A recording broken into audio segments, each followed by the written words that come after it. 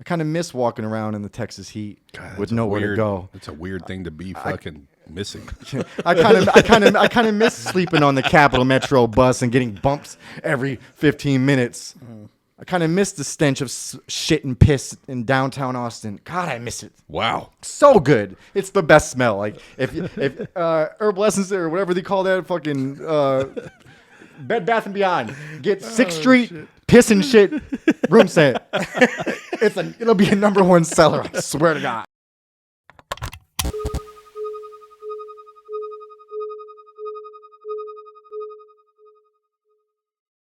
All right, welcome back for another episode of Two Addicts and a Moron, starring dude in the middle, Joey the Moron. Facts. Yeah, facts. Yeah, I'm trying to be as cheesy as I possibly can right now. So, off to my left. Jay Klein. And I got the Hoochie Daddy shorts on today. So I know, see. dude. Look at you, man. that. You're like dressed up for like a schoolboy. It's great. Dude, I was in the bathroom checking myself out before this. I'm like, dude, I look like a little golfer or something. Yeah, dude. Yeah. It's the Masters. Yeah, Catholic schoolboy over here off to my left. Hey, look at him. Mike Stewboy, addict, meth, GHB. What? I mean, Is that right? it's dude. fuck it Yeah, up. you got it. You messed it up earlier. I did. Somebody else started saying it for you, and you were like, Yeah, you can't throw me off. "Yeah." I mean, I've killed some brain cells. You can't Yeah. really. No, I just love how you say it with so much confidence and conviction. It's like, Mike Stew, meth addict, GHB. Yep.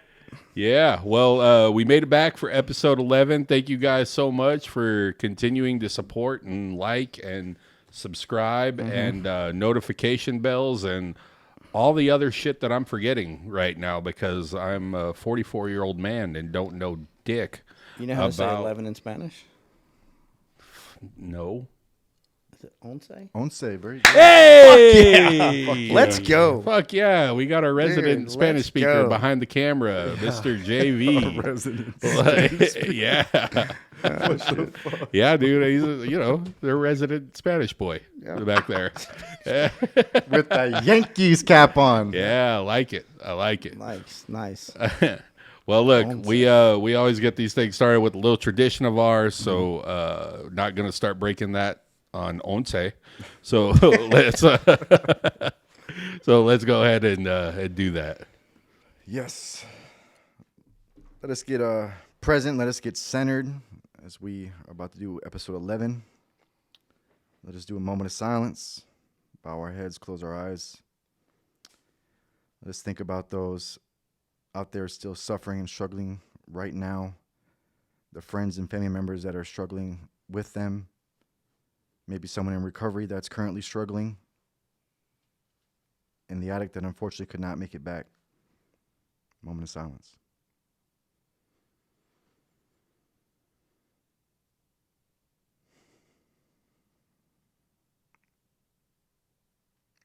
Thank you. All right. So today we're going to talk a little bit about advice. And I know we've touched on this a little bit in the past.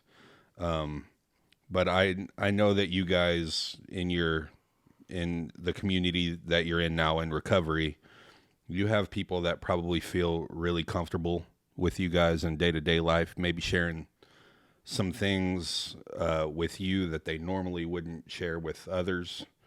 And it's a big responsibility, and me being somebody who doesn't quite understand it, they probably wouldn't reach out to me the same exact way as they would to somebody who's been through it. So, I mean, have you ever had to deal with someone that reached out to you and, was maybe presenting themselves as in recovery or sober, or didn't want people to know that they were using again, and they were, they felt comfortable opening up to you about that at all? And if you have, I mean, what do you say? What do you say as a person who's dealt with in that kind of confidence? Yeah, I mean, I'm someone that recovers out loud. even before we started this wonderful podcast, I've documented my recovery journey on social media from its beginning. Literally from day one until where I'm at now. And, you know, I've showcased the lows, the mids, the highs, dips, ebbs, flows. I've showcased it all because, you know, I want to present that this is real. This is life. This is what comes with life and living on life's terms and dealing with everything. Like, it's not all going to be roses every day and, you know, beautiful waterfalls and Yeah. you know. Yeah. But I've every day. Really? Every day. Really? Every day. And I mean, 3 people just on Tuesday, I had 3 people message me. and they were telling you that they were using again, or they still are using, or Some people are not in the program. Some people are aware of the program and haven't entered in yet. Some people are just, how do I stop drinking? Why can't I stop drinking? Or, you know, some it's directly is, can you help me? Can you, what do I need to do? How do I need to do this? Sometimes it is people in the program. A lot of the times it is, because, I mean, that's who I'm with directly and closely on a consistent basis. And I've also had people from this podcast say, hey, you have no idea what you guys are doing for the ones out there that behind closed doors, they don't know.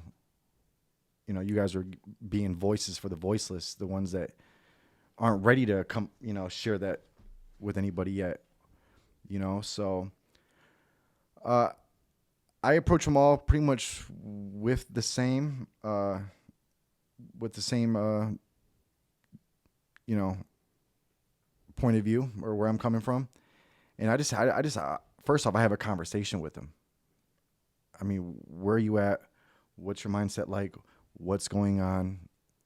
And, you know, I kind of base what we go off from there, because for someone that's not in the program, it's not my job to call someone addict, you know? So I need to, you know, let me get some information, because it's not my place to say, hey, you know, that's why you can't stop drinking. You're an addict. Yeah. Right. Even if the evidence is there. Yeah. Like, you know, it's just not my place. You're gonna have to come to that conclusion yourself.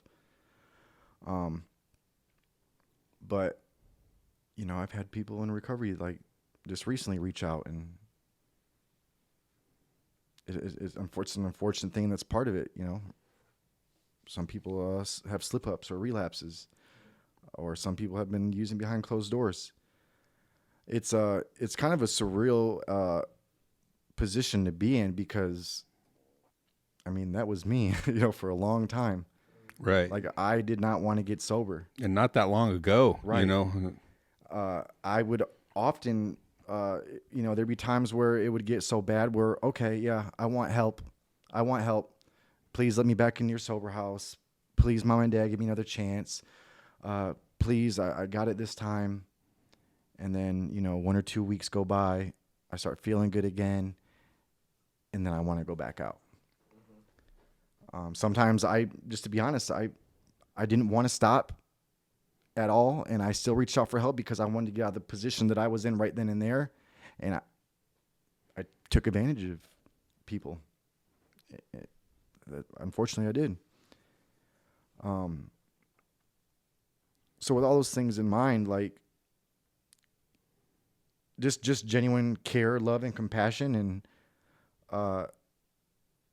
just don't come at it from a place of necessarily I know what's right for you and this is what you should do immediately. Yeah. Yeah. Yeah. I don't think that's the answer. I think, like I said, just having a conversation and just kind of try to relate. And that's when I really use my experience, my strength, and my hope. Is it hard to do that, to kind of back yourself off? Because maybe you guys feel, since you hit the recovery point, is it hard to, I guess, just not say do this and do like, that. hey That's man, the this is hardest just thing. It's the hardest thing for me. yeah. It is. So, I've dealt with this with family, and I deal with this with friends, and I deal with this with just people that I've met through this podcast. And one of my biggest problems that I've had to learn in this program is my program, I can't push it upon you. Does that make sense? Like what works for me, I can't just say, go do this because it's going to work for you. I've got to let you come to the conclusion that you need help and that you have a problem. And I can give you, it's very hard for me because I feel like I have a blueprint and I have a playbook that I can give to you. right. And you can get out of it. But then I got to remember that that's not, my road is a different road for everybody else. And in the beginning of my recovery, it was so frustrating because I was dealing with a family member that I was trying to help. And I was like, bro, just do what I'm doing. It's fucking simple. It really is. But until you make that decision that you want to do, until you make a decision that, yes, I do have a problem and I do want to fix this problem, it doesn't matter what I really tell you, in my opinion. Like, I'm not a doctor. I don't know this shit inside and out. But until I know for myself, I've got to go back to myself. Because when I get frustrated with, man, why is he doing this or why is she doing this? I got to remember I did that too. I was the same fucking way. Yeah, and you weren't listening. And I wasn't listening. I was hearing you, but I wasn't listening. Right. And I got to remember that, until I got to the point to where I was able to admit, yes, I have a problem. And yes, I do need help. Now, how do I get it? That's when I was able to finally get the help that I needed. And look, it's like I'm actually going through it right now. I know we were at a meeting on Monday. You were getting your chip, and he stepped out of the meeting on his 18 months to go take a phone call from somebody that was calling him. So, I mean, we go through it a lot, and the thing, and, especially with people relapsing and then on the fence, do I want to get sober or do I want to this feels good, I want to keep doing it. And I think, having a conversation and kind of figuring out where they're at and, look, all you got to do is remind me of how bad it was. Because sometimes my mind won't let me, it's kind of like being in a bad relationship. Mm-hmm. And then years later, you remember the good things that you had in that relationship. Right. Does that make sense? Mm-hmm. Oh, this or that, or, sex was good or whatever, right? But you forget, man, every time we went out, she beat the shit out of me. Yeah. She put her hands on me every single time. Or, she threw drinks in my face in front of my friends or like that type shit. Yeah. My mind will forget that stuff and just remember like, oh, but sex was really good, or whatever. Like she was really pretty. She was a 10, Oh, we had two good days out the month. Yeah. 2 perfect days. But that's what I just got to remember, and I haven't went through it many times where I've thought about using, but if that ever creeps up, like, do I want to go back to that life? And that's kind of what I remind people is like, one, do you want to be sober? Do you want to stay sober?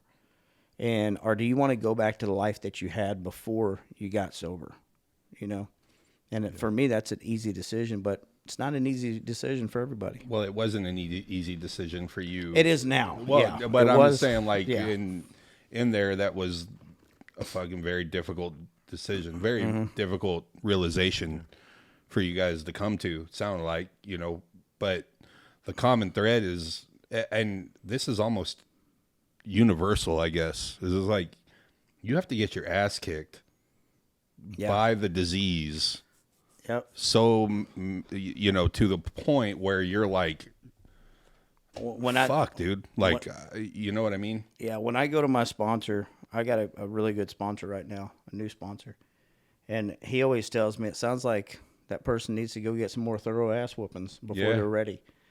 And, because I go to him, when people come to me, I don't tell him about who it is, but I still, like, I'm not a scientist in this, so I'm still going to bounce ideas off of other people that are in the program. And he always says, man, he says, my sponsor always tells me, go ahead and get out there. Sounds like you need to get your ass whipped a few more times before you might be ready. Right. So, there's a lot of ways to look at it. I don't know all the perfect ways. I wish I could just hand you this playbook and say, just go with this. Unfortunately, this isn't a football game. This is life. It's like there's no. It's the more I'm hanging around you guys in the like sober community, I'm starting to realize that there's just, through talking to everybody, there's like no. It's weird. It's like there's one way, it seems like, but the fucking roads that it takes to get everybody there are so much fucking different.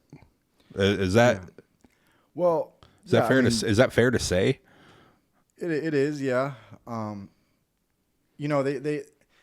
They say you got to go through what you got to go through, and that's true. But I also think that doesn't have to be true. Like, that's why I put all my shit out there. You ain't got to go through that. It's okay. I already did. I did it for you. Yeah. I did it for you. Please, trust me. If you think it's going to be different, you got a whole room of addicts. If you go to a meeting or if you go to anywhere you go where there's a large group of addicts, it is the same stories, basically. Maybe a little bit different. Maybe this didn't happen, but different drug, but it's pretty much the same. It's the same thing. Yeah. And that's why I vocalize just the lows of the lows, like, because like I'm not going to hide this. We've all tried to make this work and it doesn't work. So if you can stop now, I promise you don't have to go through what I have to go through. And I don't think it necessarily takes that to stop. And if it does, well, then it does. But if you can stop now before you have to be, if you haven't been homeless yet, if you haven't overdosed multiple times yet, if you haven't, you can stop now. Right. You can stop now. And it's like now with the fentanyl is in everything now. Yeah. So you if you don't stop now, you might stop now. You're right. I was talking to somebody at work today, and they said that someone had bought weed from somebody that had fentanyl in it. Yeah. It's getting, I don't know if it's intentional or if it's just getting cross-contaminated from whatever. Yeah. But can't even smoke weed no more. Yeah. Well, and I guess that brings me to my next point is, I just want to share this real quick. No, go ahead. On this topic. When people ask for help repeatedly in the program, I've made this a commitment to be of service and to help others no matter what. Now, some people have said, well, Jay Klein, you can't save nobody. Well, damn it, I'm gonna sure fucking try. Yeah. Right. But there also is a fine line of, there's got to be some balance. There's got to be some boundaries. But as far as giving up or, oh, this is your third time calling me to go to treatment. You already bailed on me the last 2 times. No, we're not. Oh, are you ready now? I'll be right there. You're not ready yet? Okay. Are you ready now? Let's go. I'm on the way. I don't forget. That's one thing I don't do anymore is I don't forget. It was so easy for me to forget when I tried to get clean the first bunch of times of this 13-year ordeal. Not that I ever truly tried to get clean, but the idea was there, and it was like, then like I said, I get 1 or 2 weeks clean. It's like, I kind of miss being homeless. I kind of miss charging my phone at the Shell station in 110 degree temperature. I kind of miss walking around in the Texas heat with nowhere to go. It's a weird thing to be fucking missing. I kind of miss sleeping on the Capital Metro bus and getting bumps every 15 minutes. I kind of miss the stench of shit and piss in downtown Austin. God, I miss it. Wow, so good. It's the best smell. Like if Herbal Essence or whatever they call that, fucking Bed Bath and Beyond, get 6th Street shit. Piss and shit room scent. It'll be a #1 seller. I swear to God. Yeah, well, I don't think that they need to sell that. I'll just piss and shit in the corner. No, it's not the same. It's got to be downtown, big old clump, all heated up, dumpster, grit, grime. Like the elements, like it's a different type of smell, dude. Bro, you ever see the people that are? I don't mean it. You ever see the girls that take their high heels off downtown and walk on that shit? Dude. I'm like, bro, that is fucking nasty. Yeah. Yeah. I had a girl try doing that one time. I was like, nah, baby, here, I'll take my socks off. You can wear my socks, and then throw those away. Yeah. Yeah, don't do that downtown. And I would make an argument for this. Don't do that in any downtown. No. Yeah. Like any downtown is just a fucking layer of piss and shit all over the streets. It's If just you're really about to is. take a chick home and she pulls off her fucking high heels to walk downtown, just go ahead and pass. well, I'm not gonna pass, but Get her a lime scooter or something. but it'll be a Get her a one-time scooter. thing, you know. Like Get her a rascal. Get it'll her be a like, rascal. hey, you're not the one, honey. You're not the one. You know, you had me until yeah. the heels off. This was going so well until you did that. Now we're gonna finish this night. But However, not after today. Okay, This is a lose my one-nighter. number. Good old one-nighter. So you know, and like, I was a habitual sober home. I rotated them like musical chairs. Like I rotated them because honestly, a lot of the times, like I said, I didn't want to get clean. I didn't want to be homeless. Right. So how long can I ride this out until I get exposed for? Oh, you're high. Yeah, and then I'm getting kicked out. But like there was a lot of people gave up on me, and I don't blame them. I can't blame them because I gave up on myself. But I also don't forget about there was a few number of people, about 3 or 4, that never gave up. Every time that I was 6 feet underground with just my hand sticking up, trembling, shaking, waiting for someone to grab it one more time, there was 3 or 4 more of these people, the same people every time, with their hands still extended. And I don't forget that. So when you call me, when you text me, I answer. 2 a.m., I answer. If I don't answer the first time, please call again. But yeah, it's I 2 will a.m., wake man. up. Yeah. Like, you know, like it brings me joy to see people transform, to change, to the light to switch on in their head, to see that frown turn to a smile. Like it really makes me happy. Yeah. Yeah, one thing I always do is I always ask, you want to go to a meeting? And man, if they say yes, I will fucking drop everything I've got going to go to a meeting with you. Absolutely. The ideal situation, you know, would be, let's get you to treatment. But that sometimes can be an obstacle or a lot of red tape, or, you know, there's things that sometimes factor into that. But that would be my best get, because like it's so much harder to get away from it when you're deep in it. Yeah. And you can't even, unless you truly surrender right there in the trenches, and you surrender right there, it's significantly harder to get out of it. I'll speak for myself on that. I was 13 days sober before I went to treatment. And if I wouldn't have went to treatment when I did, I wouldn't have lasted much longer. Yeah. The depression that I was going through from coming off of meth, that's what always kept me going back to it, is like those not suicidal thoughts. We probably have to put a disclaimer, but those type of thoughts was something I've never felt before. And that's what always kept, like, I knew how to get rid of those feelings. And in my mind was always like, we can get rid of this feeling real quick. So if Brody wouldn't have put me in treatment when he did, I don't know how much longer I would have went. It was the best thing I've ever done besides having my daughter. For me, like withdrawals, like towards the end of my using Man. the withdrawal, it was the depression. It got significantly worse each time. And like to the point where I'm just miserable. And I'm not moving. I'm not getting out of bed. Crying. Don't call me. Like it was worse than any ache or hot flash or sweat. That mental depression, that mental fatigue was just, it got worse and worse each time. Tell you that for people that are trying to push off on treatment, it was like summer camp for me. I don't know about your treatment. Dude, getting the fucking text from you and shit. Bro, it was... I was like, man, it looks like fun. I stopped counting after about day 4. I went to an all-guys treatment. I wouldn't say go to a co-ed treatment. I don't know how well I would have done there. But I went to an all-guys treatment, and it was with the perfect group of guys.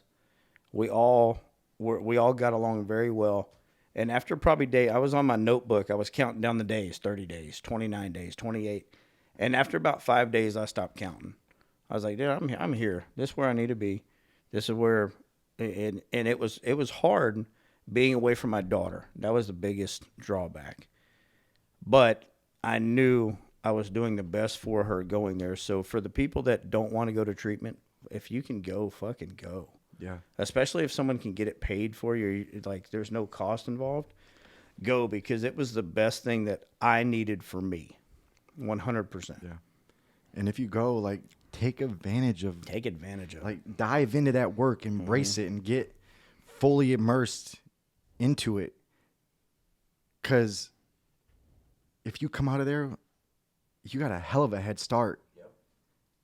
You got a hell of a head start. But there's more work to do when you get a treatment. Because most treatment centers are 30 days, maybe 45. Sometimes 60, and at the very rare, maybe even 90, unless you go to a certain sponsored year program, which that ain't no treatment center. That's something else. Yeah. That's not even enough time in the grand scheme of things. But if you immerse yourself and you really dive into that work, you can come out and you can have a whole new life for real. Yep. That's awesome. Well, one thing that I kind of want to pivot on, we just talked about a little bit with weed, marijuana, right? Like, I mean, we're not long off from this just being like federally legal, right? Like just legal everywhere.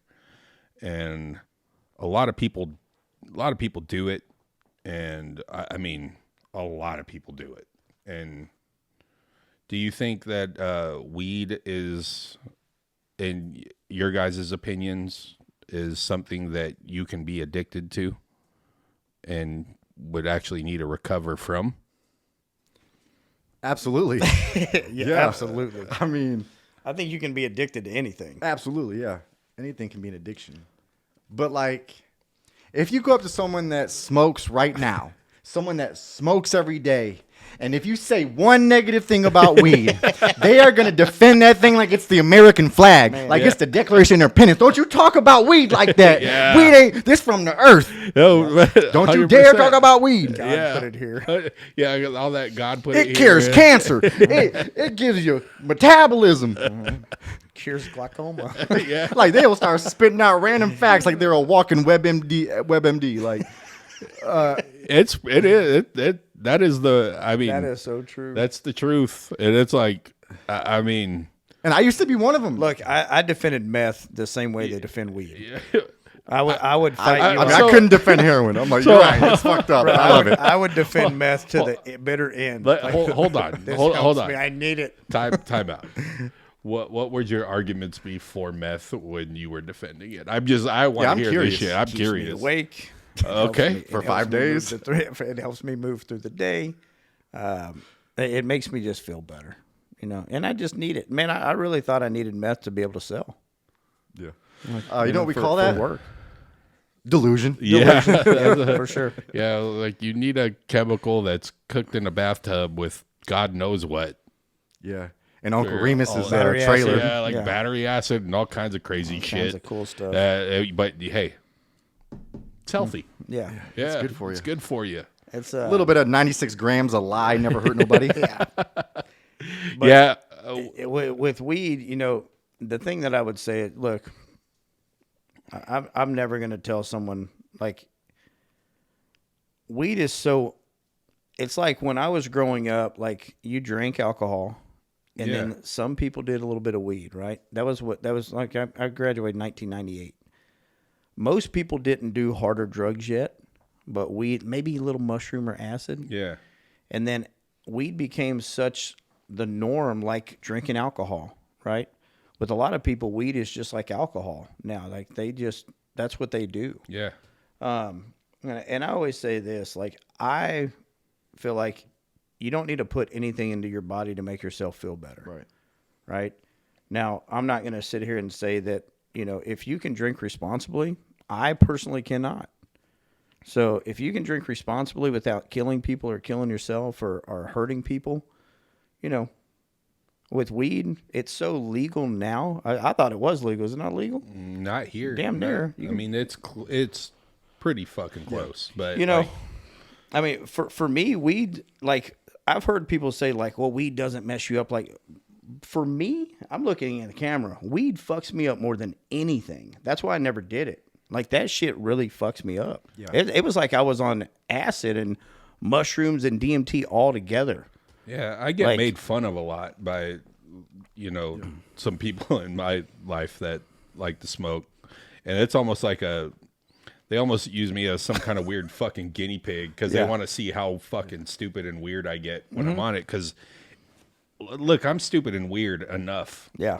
Like just being fucking normal. And I hate to see you on that moronic chronic. Yeah. and dude, I get fucking weird. Yeah. Like, I mean, the level of thoughts that go through my head when I'm on that shit is, it has like an opposite effect on the people that actually do it to make themselves feel a little bit better or like zoned in. Like it zones me. Like Smokey from Friday and the Chicken Coop. That's how I feel. That's PCP. Like, well, but and look, one thing, like, I remember whenever I had a lot of friends, or I had a lot of accomplices. I didn't have a lot of friends when I was using, but I knew, like, if I was going to a chick's house and she busted out weed, I'm going to do it because I'm an addict. I'm going to do whatever. The thing is, like, all drugs affect everyone differently. Yeah. And, like, a lot of times I think with weed, it is like we have such this, this changed perception culturally and socially that we've kind of minimized the effects of weed and what it does to you. So therefore, we think it's not that. It's not like alcohol. It sure isn't like crack, meth, or heroin. Mm-hmm. It's okay. And I think, like with any other substance, we try it and maybe that was that strain, or maybe it was just that time, or so you continue smoking, thinking the result is going to be different. Another form of insanity. Yeah. Mm-hmm. Like, I'm going to smoke again. Maybe I won't have a panic attack again. Mm-hmm. Yeah. Some people think that the results are going to change, and we just got to understand that all substances affect everyone differently. And it's also gotten to the point where the weed they got these days, bro, I saw some shit the other day that they got concentrates, right? Yeah. And this shit looked like straight up crack. Yeah. Mm-hmm. Then they had a version that looked straight up like ice. Mm-hmm. Like they are, like, this is not the weed from the 90s or the early 2000s. This isn't that blueberry yum yum no more. Yeah. This is, bro, this is fucking that cryptochronic type shit. Yeah, dude. Like this shit called death. No, right. And nowadays it's death. Yeah, well, dude. Because bro, it's changing the chemistry in your brain. Mm-hmm. And we don't even know the effects of that much THC can have on your brain. Mm-hmm. Right. And I do know people that it helps them out. Sure. I understand. Like, I'm not bringing this up to like shit on Hell it no. for people who do it. You can smoke. Yeah. I wish I could. Yeah. No. I wish I could. Like, I'll be honest. Like, sometimes I wish I could too. I just, like, with the shit out nowadays, like, man, you smoke a little bit of it and you guys start turning into fucking cartoon characters, like right in front of me, bro. Like, I was like, God damn, it's not good for me at all. It's never, and it's like I said, it's never going to be my place to judge someone's sobriety. Okay, so you can just smoke weed a couple times a day. You used to do meth or heroin, but now you just smoke weed moderately or maybe whatever. If that's what you want to do, by all means. If you're not, as long as you're not, your life isn't unmanageable. I'm not giving anyone recommendations. I'm just saying you got to come to your own conclusion on that. Right. If it's not making your life unmanageable, you're not sucking wiener to to get weed. Sucking dick for coke. If you're not sucking wiener. Yeah. Or you know what? Or anything. You're not robbing, you know, like. God bless you if you are. I mean, Jesus. You know, like if you're not, you know, like if you can use responsibly or if you can smoke responsibly, like people can drink responsibly, then okay, that's on you. I don't judge nobody's sobriety. To me, I don't necessarily think that's recovery, because recovery is 100% sober in my eyes. And it's living in principle. But you know, I don't think it's anyone's place to judge that. But again, like I just think it's all about awareness and like, you know, we can't keep on minimizing things because. Well, shit, dude. I mean, alcohol is legal, right? Like, and that's probably the fucking worst one of the bunch. Am I wrong in that? Because it's so normalized, right? Yeah. Is that a word? Yeah, normalized. Yeah. So normalized. You know, like you see it, everybody drinking, right? And you don't. Oh my God, look, he's fucking drinking over there. I did. I do. Like, remember months before, you know, we got this thing put together. Like, I stopped drinking because it had reached a point for me where I was drinking every day. Now, I wasn't like drinking a fifth of fucking whiskey or anything. But I was having a couple drinks, and it fucking freaked me out. Like, because talking to you and us getting this thing put together, it made me think, like, do I have a fucking problem? And then, then I started to rewind the clock to, like, when was the last time I didn't drink? And then it was like, I can't even fucking remember. So then I was like, well, the only way I'm going to know is if I stop. And the anxiety of those first, like, couple days of stopping for me, as a normie, was like, am I going to have, like, physical withdrawals? Is this going to physically affect me? Like, that was... I was worried that I had kind of developed or like fucking moonwalked my way into a fucking alcoholism, right? And so I stopped, and it was probably like 4 months that I gave up. Yeah, I remember. Yeah, I gave it all up for that period of time. And brother, I got to tell you that, like, you know, I am drinking again, but way less than I did before. But you know, during that time, man, I was much more alert, like awake. I was sleeping better. Like everything was better. We are, like I said, the whole American society is under a delusion when it comes to substance use in any capacity, addict or not. Yeah. The anti-drug push in America was the biggest failure.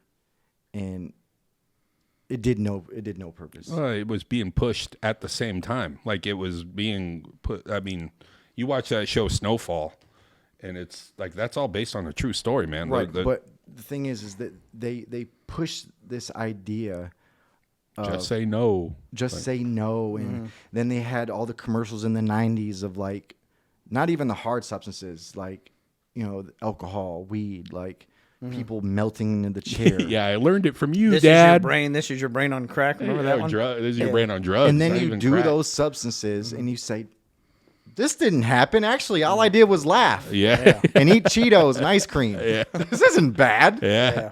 I wonder what crack's like. Now. Yeah. God, that escalated rather fast. You got some crack? Yep. Yeah, man. Not everyone goes to that extreme. You don't even see those commercials anymore. No. Shoot, like, you don't see any commercials like that. You go to, like, I remember I was at a business conference back in, like, 2011. Now, I'm not saying this is foolproof either. But I was smoking cigarettes at the time, and these people were from Canada. And, hey, you got a cigarette, man? And they hand me the pack of cigarettes, and I look at it, and on the cigarette pack is, like, a black heart, a disfigured fetus on the cigarette pack itself. So it's not just on a little box, may cause cancer. Yeah. No, this is cancer. Yeah. Now, did it deter how many people? I don't know. Probably not. I'm sure it did to some. But nonetheless, at least you have that in your face all the time. Because, and, a lot of the times we get in that feeling of, well, it's not going to happen to me. Yeah. Or, Man, I always thought that. Like, until it I'll quit happened to before me. then, Until it happened to me, and then I was, fuck, now I don't know what to do. you know? Right. Someone asked me the other day, like, how do you become an addict? I was like, well, I didn't wake up and say, I want to be a fucking drug addict, right? I just dabbled, did more, and then all of a sudden, I'm a fucking addict. As kids, we don't grow up and say, I want to be a drug addict when I get older. I want to be the president or a fucking astronaut or something like that. Like, we have, like, those aspirations and those dreams. And I never wanted to be a drug addict, That'd be a weird one to say at the assembly. Like, well, Timmy, what do you want to be? I want to fucking smoke crack. I want meth. Yeah. Yeah. But, Good for you, Timmy. Cool. Yeah, remember we had McGruff the crime dog? Remember that guy? dude. Fucking All that McGraw. shit. All that Yeah, shit, dude. man. I hate to be on like American culture Yeah. thing today, but like It's okay. we have a problem with communication in this country. Yeah. That's the answer to everything. And it's wild because we're in an age right now where communication is so fucking easy. You know what I mean? And it's actually made it worse. Like Because there's more misinformation, more disinformation. Yeah. So you don't even know what's fake news, real news. Is fake news really fake news? Is real news, is the middle good? Is it bad? Oh Is my the media God. lying? Are they fucking telling the truth? yeah, there was a comedian. I Watch a think YouTube video and you might not come back. Ronnie Chang, he's a comedian, and I watched a special. He fucking said, he was like, who would have thought that having access to all of the information all of the time would have made us dumber? Because it kind of has. Like now we're just fucking sitting there blindly typing in wild shit. It's because So, we're gonna turn this into an well, an ethics. it's a good thing that we're getting the finger right now. I think it's a back to rehab. You got old JV Matumbo. JV Matumbo. No. Hey, I will tell you, when I went to rehab, one of the best things when I went is not having my phone. Yeah, it's the dude. Like, they take your phone from you when you go, Yeah. and like not having the stress or the fucking having to answer or texting or like now you're back to a normal, like this is what we were supposed to do. We weren't supposed to be on our phones fucking texting and fucking doing this. No, now you can actually, like, you see families go to dinners now and they don't even have conversations with each other. Everybody's on their phone. There's not, how was your day at fucking, families don't even get together at a dinner table anymore, right? Like, guilty as charged, man. Like, I mean, it's like, I'm going to eat in the living room. Cool. I'm going to watch TV. Cool. I'm going to be on my phone. Yeah. But, like, that's something, when we go out to eat, that's one thing that we make a promise. When the food gets put down, all fucking phones are up. Yeah. Even my little girl, 8 years old, has to put her little phone up. And, man, she's actually pretty good about it now. That used to be a struggle, but... Yeah, that was the best thing. That was one of the best things they did, was they took that phone from you. Yeah. And now you can work on you. You want to talk about addiction? Remember a couple, what was it, about a month or two ago when Facebook and all social media went down? Yeah. For AT&T went down for a while. Yeah. 8 hours. Yeah, dude. Oh, yeah. Oh my God, everyone was in a frenzy. Yeah. Everybody was just walking around like fucking fucking hating each land other. of the lost And shit. this probably would be counterproductive to what we do and what I also do with my other venture, but like, I honestly think that we should do that. Every 3 months. There should be at least a week. Hit the fucking Probably switch. 2. Yeah. No social media. Except for 2 addicts and a moron, of course. Like, we're Emergency gonna, Luckily, phone y'all got gotta leave episodes that. y'all can catch up on. Emergency phone calls only. That'd be tight. Like, for real, we need that. Yeah. At least, probably a week wouldn't suffice, but at least a week. Yeah. Maybe we can Well, compromise with a week. Well, like, growing up, we used to knock on our doors, right, or ring the doorbell. Now, fucking text from the driveway, hey, I'm here. Yeah. There ain't even no walking up or anything. Yeah. Well, shoot, nowadays you got the Ring camera. You can see who's pulling up right away. Yeah. Everything is watched. Well, guys, we put another one in the books. It was a good episode. It was a great talk. I want to do something right now that's a little different. Just a little bit different at the end of this episode. I want JV to take his headphones off and get in front of the camera for a second. I want our world to see. Sit on Mike's lap. See the Let's guy. talk about the first thing that JV, pops up. come on, man. Get over here. Come on, JV. Come on, JV. Get out here. If it was not for this dude, this is the non-moron of the group making us look so fucking He's good. actually dude. nothing. He's just a great person. He's just a fucking good kid, and he's quite frankly, he's a genius. Yeah. So, and you have to be a genius to make us look like any kind of fucking good at all. And this guy does it. So I want him to get a little bit of shine, and I know he's nervous as fuck right now. He's probably turning red, and so I'm just happy to have him. Two Addicts and a Moron doesn't take without this guy. Yeah, so that's true. I really want to give him some props, and so JV, you got to like, subscribe, add. Like, comment, subscribe, hit the notification bell, and yeah. Hey, yeah. Ponle un like, ponen comentarios y suscríbanse a nuestro canal. Gracias. Episode 11 in the motherfucking books. Hey, let's Two go. Addicts and a Deuces, Moron baby. out.